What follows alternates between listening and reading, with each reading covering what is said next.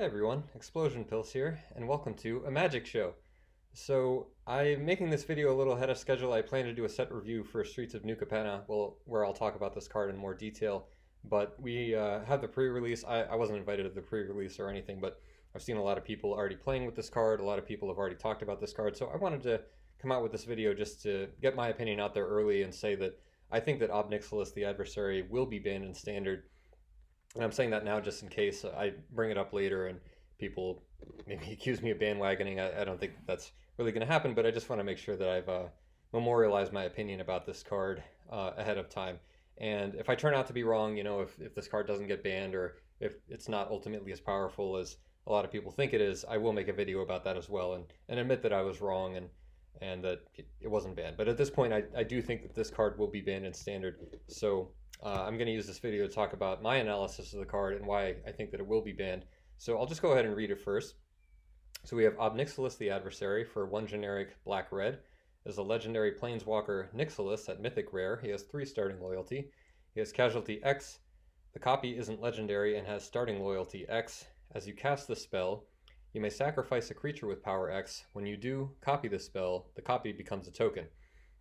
As a +1, each opponent loses 2 life unless they discard a card. If you control a demon or a devil, you gain 2 life. As a -2, create a 1/1 red devil creature token with, when this creature dies, it deals 1 damage to any target. And he has a -7, target player draws 7 cards and loses 7 life. So the way this is templated, I think people have already complained about this a bit. It is a bit confusing. You kind of have to read the reminder text first and then the casualty text. Essentially what it's saying is you can when you cast Ob Nixilis, you can sacrifice the creature and then you get a non-legendary token copy of this Planeswalker with a starting loyalty equal to that sacrificed creature's power. So for example, you have your Shambling Ghast, you cast Ob Nixilis, the Adversary, you casualty your Shambling Ghast, now you have the legendary Ob Nixilis, this card, and then you have a token copy of this card with 1 starting loyalty because the Shambling Ghast starts with 1 power. So now you got 2 Planeswalkers. So that's 2 Planeswalkers for 3 mana. And 3 mana Planeswalkers, they have a pedigree for really strong cards. I mean, they're not all the most powerful cards in the world, but look, we got Teferi Time Raveler, banned everywhere, Narset Parter of Veils, restricted in Vintage. Just a very powerful cards. Obviously, Oko Thief of Crowns, the most powerful Planeswalker ever. I think Oko is more powerful than Ob Nixilis, the Adversary. A lot of that is because he was removal on a plus ability. That's a big deal. But they are kind of similar in this way where one of the problems with Oko is really high starting loyalty. Ob Nixilis, the Adversary, also has potentially high starting loyalty, and when it's spread across 2 bodies, you got 2 Planeswalkers at 3 mana, it's kind of a similar thing. And he can have like up to 8 total loyalty on your side, where you casualty, turn 2, there are plenty of 3 power creatures worth sacrificing, so you can do that. Then you got 2 Ob Nixilises starting at 3 mana, or 3 loyalty, and then you plus each of them. Now they each have 4 power, and that spread across 2 bodies is almost better than if you had like an 8 loyalty Planeswalker.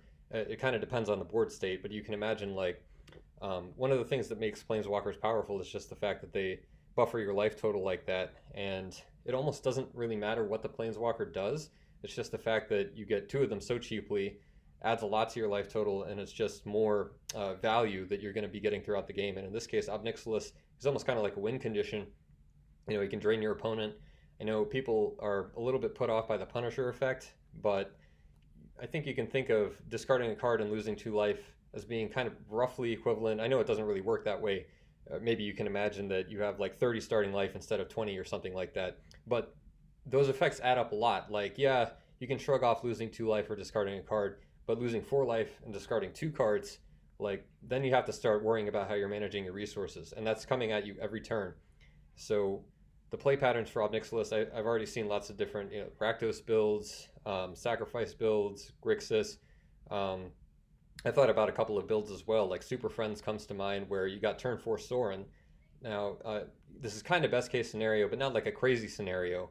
You have 2 Ob Nixilises, maybe a double token, Sorin, and a Sorin Vampire. And the Sorin Vampire protects the Planeswalkers really well. Like, what does your opponent do in that situation? They can't let the Sorin live because that's just card advantage, and then the Ob Nixilises are just draining you every turn, and they're going to kill you if you don't kill them as well. And then maybe on turn 5 you get Lolth after that. So now you got a Sorin Vampire, maybe a double token, 2 spiders, and 4 planeswalkers on your side, and you've been drained for, what would it be? 10 if you have a devil token, 10 damage, up to 12 damage, or you've had to discard some cards to offset that, just from the Ob Nixilis alone, and then all this other value, which that is just like, I don't know how most decks are supposed to overcome that. And I do know that that's not going to happen in every game. And thinking about like Oko, for example, like Oko was beatable under some circumstances. Like if you were lagging behind, you cast him on, you're on the draw especially, you cast him on turn 3, maybe all you can do is make a food token. You could elk something, but at that point in the game, maybe the most powerful creature your opponent has 3 power anyway, and they can kind of take the Oko down. And then the problem is that they get to cast another Oko later in the game. I think with Ob Nixilis is going to be a similar thing.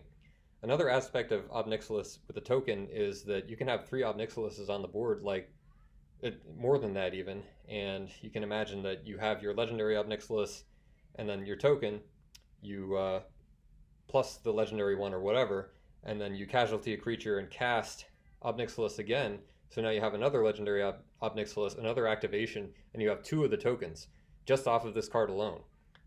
A Seeker's Chariot can copy the token, that's, I don't know how much that's going to come up or if that's going to be a really good strategy, but it's something to consider. The loyalty that the token comes in with is what's printed on the card. So when a Seeker's Chariot copies an Ob Nixilis token, it'll have 3 starting loyalty. It's kind of strange. I didn't know that it would work that way, but apparently it does.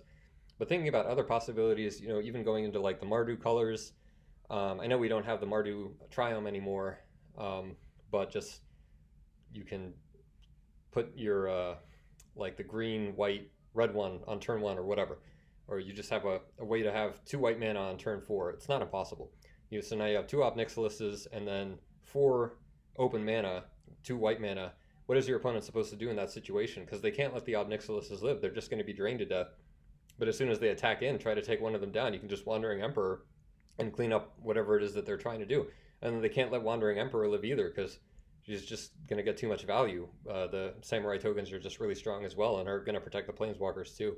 So that's just a couple of possibilities. He really fits in any deck where you can think of playing black and red, and there's not really many or even any clean answers for Ob Nixilis either. Like Vanishing Verse doesn't hit him, Skyclave Apparition doesn't hit the token, Brutal Cathar doesn't hit non-creature, or only hits creatures, I guess. Can't hit the Planeswalker. The only one really that comes to mind is Burn Down the House. Like Burn Down the House can really clear things up, but the thing about Burn Down the House is that's 5 mana.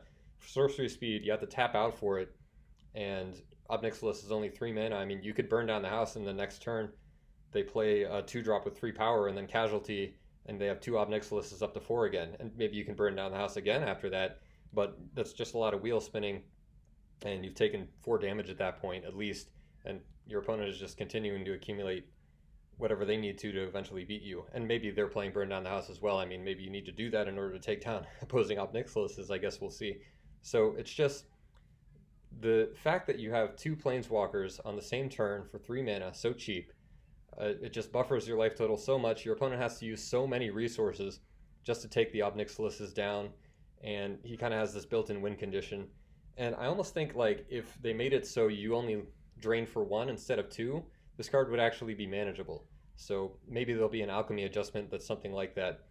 But yeah, I think comparing him to Oko just in terms of the really high starting loyalty, just the cheap Planeswalker that is really difficult to take down, and all of the other value he gets you, I think is right. And Oko was just so overwhelming, so difficult for opponents to take down, and even if they threw all their resources to take him down, he could just come back with his really high loyalty. Oko had other things going on too with the removal aspect, of course, and I do think Oko is more powerful, but I do think it's a similar situation here with Ob Nixilis, and that's what we're going to end up seeing in Standard. Also, excellent card in Limited. They can't really ban cards in Limited. I don't think that you would have to, but it's kind of the same deal in Limited.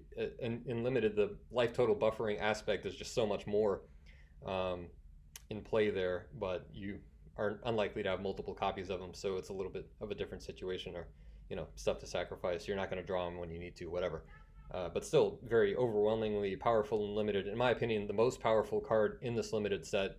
I know that's arguable, but I think that he is, and I do think that he's bannable in Standard for all the reasons that I've laid out so far. So, we'll check back in a month or two.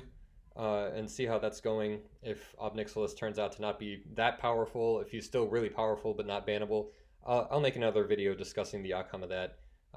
But just wanted to get that out there, and now that we have information and stuff flowing in from the pre-release event, and I do still plan to make my set review where I'll talk about some of these things as well and talk about them more on the limited side too.